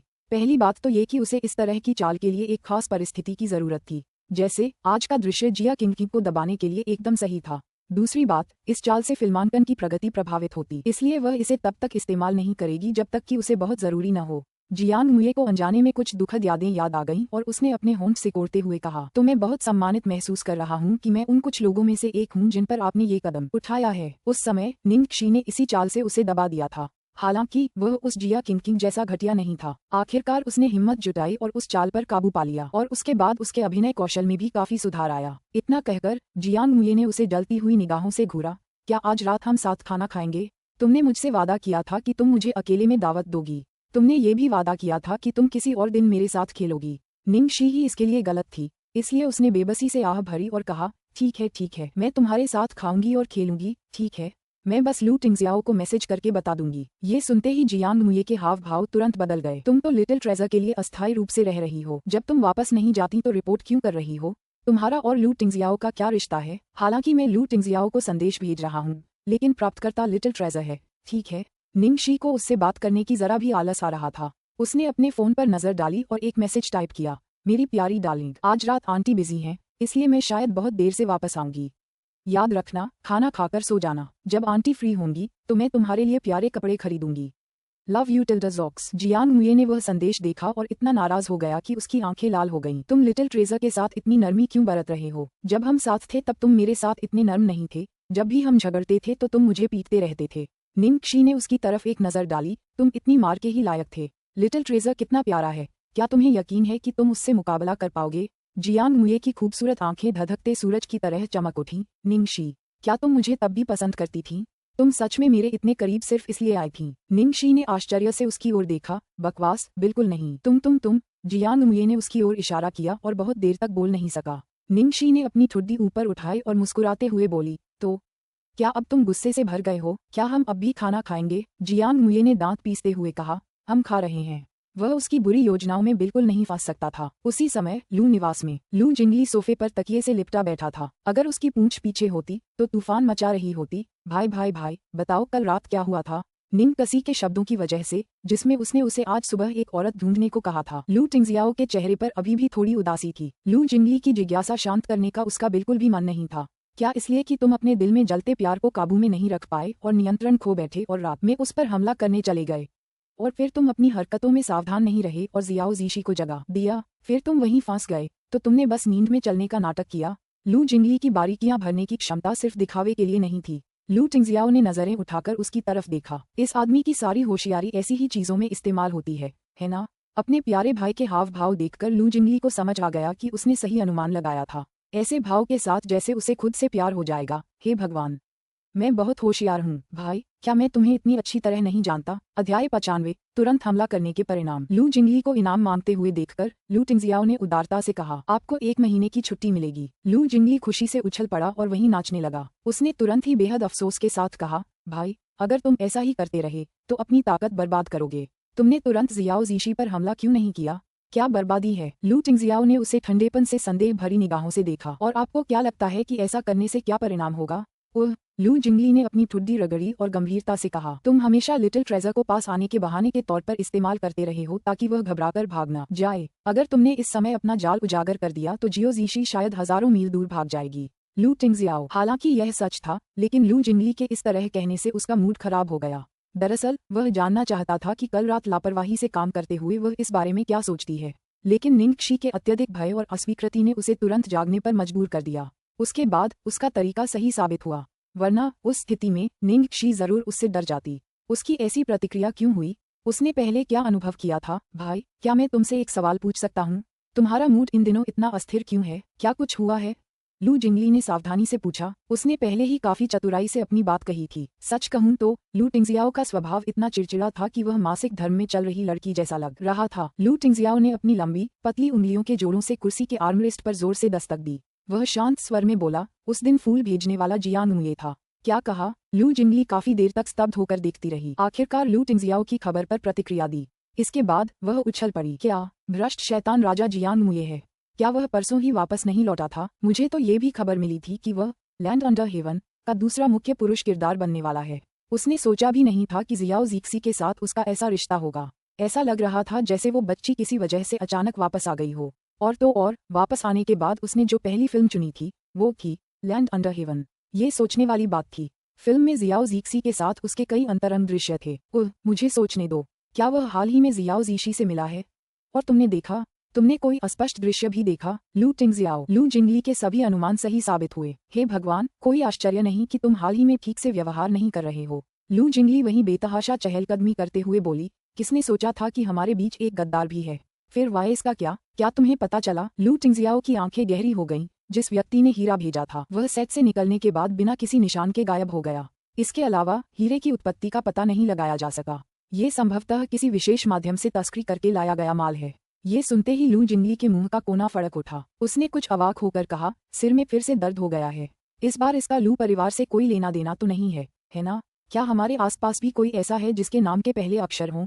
लगता है कोई है ही नहीं। उसके प्यारे भाई के लिए एक साधारण सी डेट पाना कितना मुश्किल था। दूसरों की डेटिंग लाइफ किसी रोमांटिक ड्रामा जैसी होती है, उसकी तो मानो एक रहस्यमयी जासूसी उपन्यास जैसी थी। तभी लू टिंगजियाओ का फोन बजा। निंग शी का संदेश था। सामग्री को पढ़ते ही लू टिंगजियाओ की आंखों की गहराई में सुप्तावस्था में बैठा खतरनाक प्राणी हिलने की धमकी देने लगा। लू जिंगली उत्सुकता से करीब आए। जियो शिक्सी का संदेश। उसने क्या कहा? उसका भाई ऐसा क्यों लग रहा था जैसे उसके साथ धोखा हुआ हो? लू टिंगजियाओ ने तुरंत उसे फोन करने से पहले कुछ सेकंड तक उस संदेश को देखा। घर नंबर 6 पर निंग शी ने जल्दी से फोन उठाया। हेलो लू टिंगजियाओ, क्या कुछ हुआ है? क्या तुमने मेरा भेजा हुआ संदेश देखा? इसे लिटिल ट्रेजर को जरूर दिखाना। मैंने देखा। तुम कहाँ हो? लू टिंगजियाओ ने पूछा। निंग शी ने रसोई की तरफ देखा जहाँ जियांग मुये अपनी पाककला का प्रदर्शन करने में व्यस्त था। मैं जियांग मुये के घर पर हूँ। मुझे उससे कुछ बात करनी है और वो अभी अभी लौटा है, इसलिए मैं उसके साथ स्वागत भोज कर रही हूँ। अध्याय 96। तुमने कहा था कि तुम दोनों के बीच कुछ नहीं था। ठीक है, मैं समझ गया। मैं बाद में आऊंगा, लू टिंगजियाओ ने शांति से कहा। हालांकि फोन के दूसरी तरफ निंग शी दंग रह गई। तुम आ रहे हो? क्यों? कोई समस्या है क्या? लू टिंगजियाओ ने थोड़ा ठंडे स्वर में सवाल का जवाब दिया। न कोई बात नहीं। लू टिंगजियाओ का स्वर बहुत ही सामान्य था। वह इसका खंडन नहीं कर सकी। फोन रखने के बाद निंग शी को असमंजस में देखकर जियांग मुये ने अपना सिर बाहर निकाला और पूछा, क्या हुआ? किसने फोन किया? तुम्हारे चाचा ने कहा था कि वह बाद में आएंगे। तुमने क्या कहा? जियांग मुये के हाथ का चम्मच धड़ाम से जमीन पर गिर पड़ा। फिर उसने उसकी ओर इशारा किया और दुख से विलाप करते हुए बोला, निंग शियाओ शी, तुमने तो मुझसे कहा था कि तुम दोनों के बीच कुछ नहीं चल रहा है। हम बस साथ में खाना खा रहे हैं। तुमने उसे यहाँ क्यों बुलाया? शांत हो जाओ, मुझ पर गुस्सा मत करो, ठीक है? निंग शी ने उसकी तरफ आंखें घुमाईं। उसे सिरदर्द सा महसूस हो रहा था। मैंने उसे यहाँ नहीं बुलाया। उसने पूछा कि मैं कहाँ हूँ और मैंने बड़ी सहजता से जवाब दिया कि मैं तुम्हारे साथ स्वागत भोज कर रही हूँ। फिर उसने कहा कि वो तुम्हारे यहाँ आने वाला है, शायद इसलिए कि उसे लगता है कि तुम्हारा सीनियर होने के नाते उसे तुम्हारा ख्याल रखना चाहिए, तो वो साथ खाना खाने आ रहा है। यही उसका तर्क लगता है। जियांग मुये ने एक कटोरा जमीन पर फेंका। क्या तर्क है? क्या तुम्हें लगता है कि लू टिंगजियाओ लोगों के करीब आने वाला इंसान है? तुम्हें लगता है कि वो मेरे साथ खाना खाएगा? जब मेरी माँ उसे खाने पर बुलाने की कोशिश करती है तो वो आधे साल बाद बुलाती है। दूरी ही उसका नाम है। निंग शी ने अधीरता से उसकी ओर तकिया फेंका। तुम कितने घटिया बच्चे हो। क्या कोई तुम्हारी चिंता नहीं कर सकता?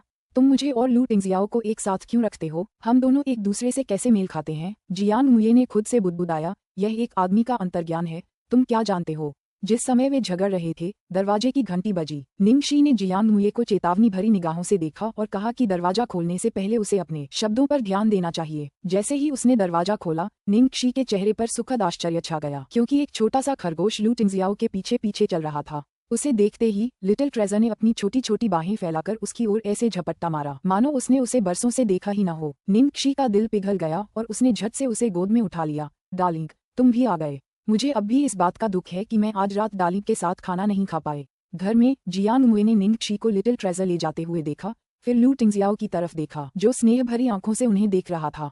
उसे लग रहा था कि वे 3 लोगों का परिवार हैं। उसने कभी उम्मीद नहीं की थी कि निंगक्षी वास्तव में लिटिल ट्रेजर के साथ इतनी अच्छी तरह से घुल मिल जाएगी। लिटिल ट्रेजर एक ऐसा अस्तित्व था जिसके करीब पहुंचना उसके पिता से भी अधिक कठिन था। जहां तक लू टिंगजियाओ का सवाल है, निंगक्षी के प्रति उसका रवैया बहुत अजीब था। भले ही यह लिटिल ट्रेजर की खातिर था, लू टिंगजियाओ के व्यक्तित्व को जानते हुए वह संभवतः एक अजनबी महिला के साथ एक ही छत के नीचे रहना बर्दाश्त नहीं कर सकता था।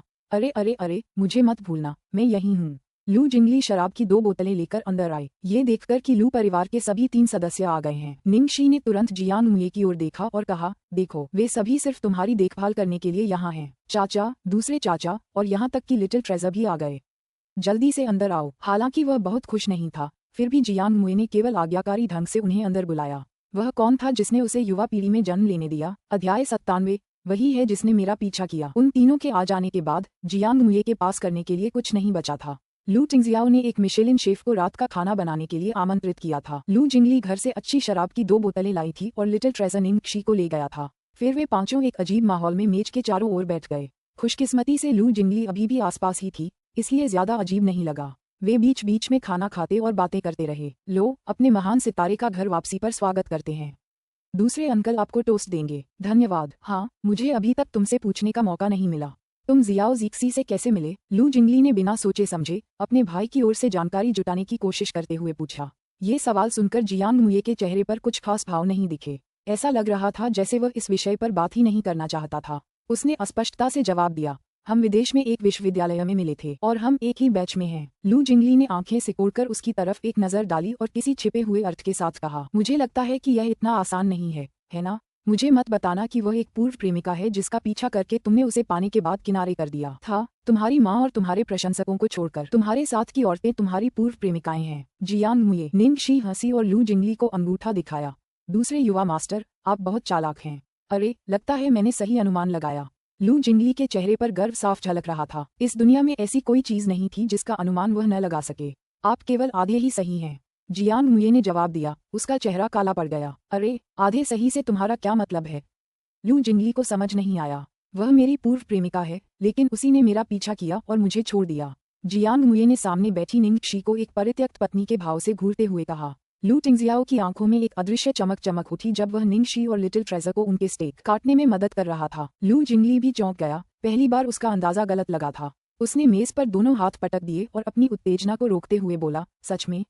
मजाक कर रही हो? इसका कोई मतलब नहीं है। निंगक्षी विदेश में कैसी भी रही हो, वह इस लड़के की बेतुकी हरकतों का सामना नहीं कर सकती थी। इसलिए उसने हमेशा यही सोचा था कि जियांग मुये ने ही दोनों के बीच ब्रेकअप की शुरुआत की थी। उसने उम्मीद नहीं की थी। जियांग मुये ने गुस्से में अपनी प्लेट पर एक पसली घोंपी। अगर तुम्हें मुझ पर विश्वास नहीं है तो उससे पूछो, वे अचानक इस विषय पर क्यों आ गए? निंगक्षी का चेहरा बेबसी से भरा था। ये पूरी तरह से एक दुर्घटना थी। लू जिंगली में गपशप की तीव्र इच्छा पहले ही भड़क चुकी थी और अब वह सिर्फ अपने भाई के बारे में नहीं पूछ रहा था। उसने उत्सुकता से पूछा, फिर क्या हुआ? जल्दी बताओ, जल्दी जल्दी जल्दी। जियांग मुये अवाक रह गया। पुरानी पीढ़ी से होने के नाते क्या युवा पीढ़ी की गपशप में इतनी दिलचस्पी लेना आपके लिए सचमुच अच्छा है? जियांग मुये के चेहरे पर आए भद्दी मुस्कान देखकर और उसे अपने सीनियर्स के सामने बुरा नहीं दिखाना चाहती थी, निंगक्षी ने जवाब दिया, कोई खास बात नहीं है। उस समय स्कूल में बहुत सी लड़कियां उसे पसंद करती थीं। मैं तो बस उनमें से एक थी। आखिरकार हमारा ब्रेकअप हो गया क्योंकि मुझे पता चला कि वह वैसा नहीं था जैसा मैंने सोचा था और मेरी कल्पनाएं टूट गईं। ऐसा लग रहा था कि निंगक्षी की बातों में कुछ भी गलत नहीं था, लेकिन लू जिंगली जानती थी कि चीजें इतनी आसान नहीं थीं, वरना जियांग मुये के हाव भाव ऐसे नहीं दिखते। उफ, वह ये देखने जा रहा था कि क्या वह बाद में बच्चे को शराब पिलाकर उससे कुछ निकलवा सकता है। चूंकि लिटिल ट्रेजर आसपास था, इसलिए निंगक्षी ने आज रात शराब नहीं पी। खाना खाने के बाद वह मेज के पास बैठ गई और थोड़ी ऊब गई। इसलिए उसने पूछा, मिस्टर लू, क्या मैं लिटिल ट्रेजर को वहाँ कुछ खेल खेलने के लिए ले जा सकती हूँ? लू टिंगजियाओ ने सिर हिलाया, आगे बढ़ो। हालांकि निंगक्षी के साथ उसने जो लहजा अपनाया वह सामान्य लग रहा था, लेकिन उससे एक गर्मजोशी का एहसास हुआ जो अन्य लोगों के साथ नहीं था। जियांग मुये का चेहरा गुस्से से भरा था। वो उसकी वीडियो गेम मशीन थी, वो सेटअप जो वो खास तौर पर लाया था। उसने असल में किसी और आदमी से इजाजत मांगी थी और किसी और आदमी के साथ खेलने जा रही थी। वह इसे स्वीकार नहीं करेगा, भले ही वह आदमी सिर्फ 5 साल का ही क्यों न हो। अध्याय 98। केवल तुम ही हो जो मुझे ठीक कर सकते हो। 2 घंटे के बाद लू जिंगली के बहादुरी भरे बलिदान के बावजूद वह उस बच्चे जियांग मुये से कुछ भी नहीं निकाल सका और नशे में धुत होकर गिर पड़ा। दरअसल जियांग मुये पहले से ही अपनी आखिरी सांसें गिन रहा था, लेकिन ये जानते हुए कि लू जिंगली उससे पूछताछ करना चाहती है, उसने अब तक खुद को रोके रखा था। ऐसे गपशप करने वाले चाचा का होना कठिन था। उसे मन ही मन लगा कि कोई तो वजह होगी कि लू जिंगली इस घटना का पर्दाफाश करने पर इतनी अड़ी हुई है। हालांकि उसका दिमाग इस वक्त चकनाचूर हो चुका था और वह सोच नहीं पा रहा था। मेज पर अभी भी केवल लू टिंगजियाओ ही शांत था। लू टिंगजियाओ ने बटलर को लू जिंगली को घर ले जाने के लिए बुलाया, फिर उठकर लिविंग रूम की ओर चल दिया। उसकी आंखों के सामने जो दृश्य था वह ये था कि निंगशी और लिटिल ट्रेजर सोफे पर पीठ के बल लेटे हुए गहरी नींद में सो रहे थे और उनके सामने टीवी स्क्रीन पर स्टेज क्लियर लिखा हुआ था। लू टिंगजियाओ ने अपने कदम हल्के किए और आगे बढ़ गया। लड़की अपनी बाहों में एक मुलायम सफेद छोटा सा बन लिए हुए थी। उस प्यारी सी सोती हुई सूरत को देखकर किसी का भी मन कर सकता था कि सारी शोहरत और इज्जत छोड़कर जिंदगी भर उसके साथ चुपचाप सोने को तैयार हो जाए। भोजन कक्ष में हतप्रभ अवस्था में जियांग मुये ने लू टिंगजियाओ को निंगशी की ओर झुकते हुए और करीब आते देखा। उसकी पुतलियां सिकुड़ गईं और वह तुरंत पूरी तरह जाग गया। लू टिंगजियाओ उस लड़की के सोए हुए चेहरे को चूमने से खुद को रोक नहीं पाया, लेकिन आखिरी मौके पर वह रुक गया और लिटिल ट्रेजर की तरफ मुड़ा और उसे एक हल्की सी आवाज देकर जगा दिया। छोटे से बन ने अपनी नींद भरी आंखें मलीं, सिर पर बालों का एक गुच्छा फैलाए वह सामान्य से भी ज्यादा प्यारा लग रहा था। लू टिंगजियाओ ने अपना छोटा सा सिर रगड़ते हुए कहा, क्या तुम अकेले चल सकते हो? छोटे बन ने सिर हिलाया। लू टिंगजियाओ ने संतुष्टि के भाव दिखाए और फिर सो रही निंगशी को गोद में उठाने के लिए झुका। उसने नन्हे बन से आंखें मिलाईं और कहा, चलो चलें। छोटा बच्चा आज्ञाकारी भाव से अपने पिता के पीछे पीछे चल रहा था। उसे ऐसा लग रहा था कि उसे कुछ भी अजीब नहीं लग रहा है। जियांग मुये ने पूरी ताकत से आंखें मलीं। वह इतना नशे में था कि उसे मतिभ्रम हो रहा था, है ना? जरूर होगा। लू टिंगजियाओ की हरकतें इतनी रहस्यमय क्यों थीं? उसने अपने छोटे भाई को उठाने के लिए बटलर को बुलाया और अपने सोते हुए बेटे को जगाया, लेकिन निंगशी को जगाए बिना उसे वापस ले जाने के लिए खुद उसे उठाया। लू टिंगजियाओ को निंगशी को ले जाते हुए और उसके पीछे पीछे जाते हुए देखकर जियांग मुये हक्का बक्का रह गया। आखिरकार नशे में धुत होकर उसका सिर मेज पर गिर पड़ा। लू निवास में छोटा बच्चा निंगकसी के साथ सोना चाहता था। लू टिंगजियाओ, पुरुषों को महिलाओं से दूरी बनाए रखनी चाहिए। छोटे बन ने अपनी 5 उंगलियां दिखाईं, जिससे पता चला कि वह सिर्फ 5 साल का था। लू टिंगजियाओ ने सिर हिलाया, बहुत अच्छा। तुम्हें एहसास हो गया है कि अब तुम 3 साल के बच्चे नहीं बल्कि 5 साल के वयस्क हो गए हो। अब अपने कमरे में जाकर सो जाओ। छोटा बन। लू टिंगजियाओ के चेहरे पर गंभीरता छा गई। क्या तुम हमेशा के लिए आंटी शियाओ शी की लाडली बनी रहना चाहती हो? मैं उसे सिर्फ 3 महीने और रख सकता हूँ। अगर मैं उससे तब तक शादी नहीं कर पाया तो वह तुम्हें हमेशा के लिए छोड़ देगी। ये सुनते ही छोटे बन के चेहरे के भाव बदल गए। उसने नाराजगी से मुंह बनाया और निंगशी की तरफ देखा, जाने को तैयार नहीं था। आखिरकार वह धीरे धीरे बाहर निकल गया और हर कदम पर 3 बार पीछे मुड़ा। लू टिंगजियाओ ने हल्की सी आह भरी। हालांकि लिटिल ट्रेजर उसका सबसे बड़ा सहयोगी था, लेकिन वही सबसे बड़ी बाधा भी था। अच्छा हुआ कि आखिरकार उसने उसे इस पल के लिए मना ही लिया। लू टिंगजियाओ ने निंगशी को धीरे से बिस्तर पर लिटाया और उसके जूते उतारने में उसकी मदद की। फिर एक महिला नौकरानी को उसके कपड़े बदलने के लिए बुलाया। निंगशी को लगा जैसे वह किसी तरह वापस मुलायम बिस्तर पर आ गई हो। बिस्तर के सामने एक धुंधली सी आकृति भी थी। वह उस परिचित आकृति की ओर बढ़ी जो अभी भी थोड़ी धुंधली और नींद में थी। ओह लू टिंगजियाओ, क्या तुम फिर से नींद में चल रही हो? स्पर्श से स्तब्ध लू टिंगजियाओ एक पल के लिए ठिठक गई, इससे पहले कि उसकी बड़ी हथेली ने उसके गर्म छोटे हाथ को धमक दिया। हाँ, निंगशी ने भौहें चढ़ाते हुए बुदबुदाया, यह एक बीमारी है, इसका इलाज तो तुम्हें ही करना होगा। लू टिंगजियाओ ने धीरे से हंसते हुए उसकी हथेली को चूमा, केवल तुम ही हो जो मुझे ठीक कर सकती हो। अध्याय 99। सुबह सुबह खिड़कियां तोड़ना। आधी रात को गोल्डन एज एंटरटेनमेंट ग्रुप के PR विभाग में लियांग फेगसिंग इस समय सु यिमो के नशे में गाड़ी चलाने के मामले में परेशान थे, जिसमें उन्होंने किसी को टक्कर मार दी थी। तभी अचानक उनका निजी फोन बज उठा।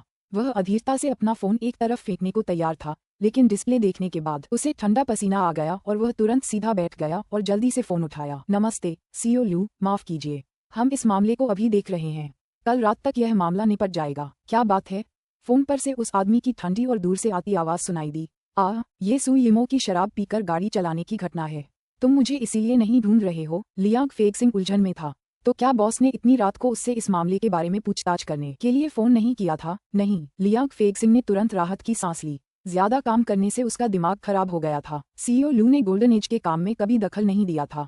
हालांकि इस घटना में गोल्डन एज की शीर्ष अभिनेत्री सु यिमो शामिल थीं और यह उनके लिए एक बड़ा मामला था, लेकिन लू टिंगजियाओ की नज़र में यह शायद कुछ भी नहीं था। तो फिर इस समय बड़ा बॉस उसे क्यों ढूंढ रहा था? लियांग फेगसिंग और भी बेचैन होने लगा। तो फिर तुम मुझे किस लिए ढूंढ रहे हो? जिया किंगकिंग को अगले 24 घंटों में मनोरंजन जगत से सेवानिवृत्त कर दो। लू टिंगजियाओ ने तुरंत आदेश जारी कर दिया। जिया क्विंगकिंग? सीईओ लू, आपका मतलब किस जिया क्विंगकिंग से है? Starlight entertainment. जब आवाज खत्म हुई तो लियांग फेगसिंग का चेहरा आश्चर्य से भर गया। वही जिया किंगकिंग जिसका रूप रंग औसत से थोड़ा ऊपर था, लेकिन स्टारलाइट ने उसे एंटरटेनमेंट सर्कल की नंबर 1 ब्यूटी बताया था। वह सोच रहा था कि बॉस का इशारा किस बड़े आदमी की ओर था। लियांग फेगसिंग का चेहरा हैरानी से भरा था, लेकिन वह एक शब्द भी कहने की हिम्मत नहीं जुटा पाया। उसने सहमति जताते हुए कहा, समझ गया सियोलू, मैं समझ गया। जहाँ तक मुझे पता है, जिया क्विनकिंग का उसी कंपनी की एक महिला कलाकार के साथ झगड़ा चल रहा है। उसकी प्रतिद्वंद्वी से निपटना आसान नहीं है और उसने जिया क्विनकिंग के बारे में ब्लैकमेल करने के लिए ढेर सारा सामान इकट्ठा कर लिया है। वह तो किसी और से अपना गंदा काम करवाना भी जानती है। उसने सारा सामान हमारी कंपनी को एक स्कैंडल वीडियो बनाने के लिए दे दिया। जिया क्विनकिंग ने बहुत से लोगों को नाराज किया है। उसके गिरते ही उसे मारने के लिए बहुत से लोग घात लगाए बैठे हैं। मुझे लगता है कि वह इतनी आसानी से बच नहीं पाएगी। हालांकि उसे मनोरंजन जगत से खदेड़ने के लिए हमें और भी बड़ी आग की जरूरत है।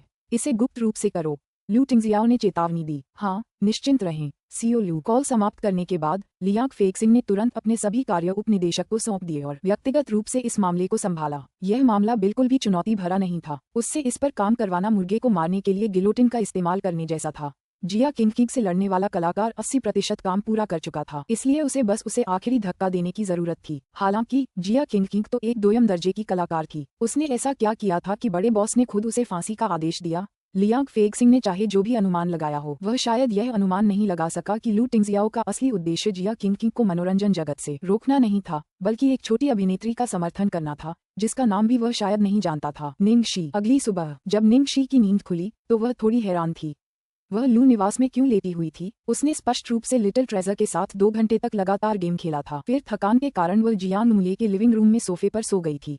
जब मैं स्तब्ध था, तभी बिस्तर के पीछे वाली खिड़की से एक धमाके की आवाज आई। निंगशी डर गई और जल्दी से ऊपर चढ़ गई, ये देखने के लिए कि क्या हो रहा है। जब उसने खिड़की खोली तो उसने नीचे सुनहरे बालों का एक सिर देखा। निंगकसी का सिर पसीने से भर गया। जियांग मुये, तुम यहाँ क्या कर रहे हो? जियांग मुये, जिसे हमेशा अपनी छवि की सबसे ज्यादा परवाह थी, असल में अभी भी वही कपड़े पहने हुए था जो पिछली रात पहने थे। अब तक उसके कपड़े पूरी तरह से सिलवटों से भरे हुए थे और उसके बाल बिखरे हुए थे। उसने अधीरता से कहा, निंगशी, अभी नीचे आओ, मुझे तुमसे कुछ कहना है, जल्दी करो। निंगशी ने आह भरी, उसे सिरदर्द होने लगा। उसे पता था कि इस आदमी को उसके घर के बारे में पता चलने से कुछ नहीं होगा। जैसी कि उम्मीद थी, वह इतनी सुबह उसकी खिड़की पर पत्थर फेंकने आया था।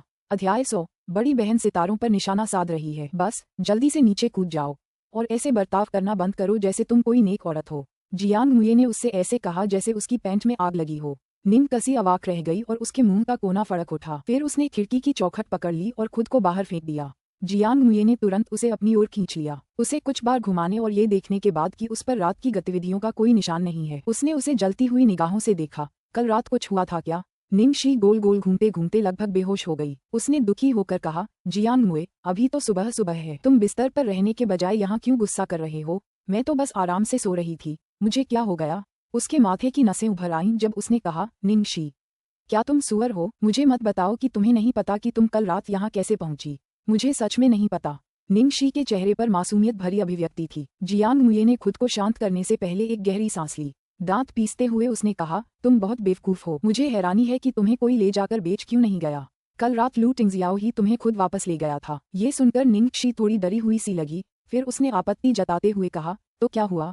तो जरूर यह मेरा प्यारा लिटिल ट्रेजर होगा जो मुझे जगा नहीं सका और अपने पापा से मुझे वापस ले जाने के लिए कहा। चूंकि ऐसा ही तब हुआ था जब वे बार में थे, जहां लिटिल ट्रेजर लू टिंगजियाओ के अलावा किसी और को छूने नहीं देती थी, इसलिए उसने इस बारे में ज्यादा नहीं सोचा। जियांग मुये हताशा से लगभग मरते मरते बचा। निंगशी, क्या तुम थोड़ा और सावधान हो सकती हो? लू टिंगजियाओ के तुम्हारे प्रति स्पष्ट रूप से कुछ इरादे हैं, ठीक है? निंगशी ने जियांग मुये के कंधों पर हाथ रखने से पहले एक लंबी सांस ली। उसने पूरी ईमानदारी से कहा, भाई, ये बड़ी बहन तो बस आसमान छू रही है। मैं किसी भी बेवजह के प्यार के लिए नहीं रुकूंगी। अगर तुम घुटनों के बल बैठकर मुझसे अपनी मौसी बनने की भीख भी मांगोगे तो भी मैं तुम्हें मौका नहीं दूंगी, ठीक है?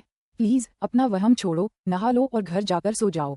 ये सुनकर जियांग मुये का मूड बिगड़ गया। उसने राहत की सांस ली, साथ ही उलझन भरे भाव से उसे घूरा। मत बताओ कि तुम सच में जिंदगी भर शादी करने का इरादा नहीं रखती। अगर तुम्हें कोई पसंद आ गया तो क्या होगा? निंगजियाओ शी, इस तरह सोचना खतरनाक है और तुम्हें ऐसे विचार नहीं आने चाहिए, समझ रही हो?